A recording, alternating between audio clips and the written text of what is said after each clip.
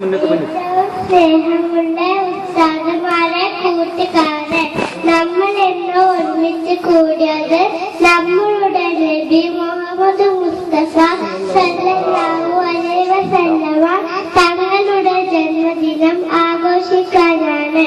ഞാൻ നിങ്ങളോട് ഒരു ചെറിയ സംഭവം പറയാം.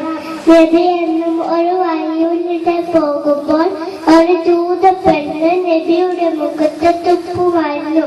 നബി എന്നും മിണ്ടാതെ വേഗത്തിൽ പോകും. അങ്ങനെ ഒരു ദിവസം ആ പെണ്ണിനെ കാണാനില്ല. നബിക്കത് വളരെ വിഷമമായി.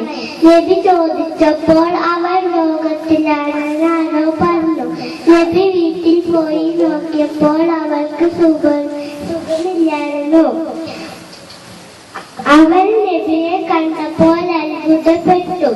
ഇത്രയും ഉപദ്രവിച്ച് എന്നെ കാണാൻ വന്നില്ലേ, അതുകൊണ്ട് ഞാൻ മുസ്ലിമാക്കുന്നു എന്ന് പറഞ്ഞ് കെലിമ ചൊല്ലി അവൻ മുസ്ലിമായി. നബിയുടെ ക്ഷമയായിരുന്നു കാരണം. നമ്മളും അതുപോലെ ആകണം. ഇത്രയും പറഞ്ഞു ഞാൻ നിർത്തുന്നു. അസ്സലാമു അലൈക്കും.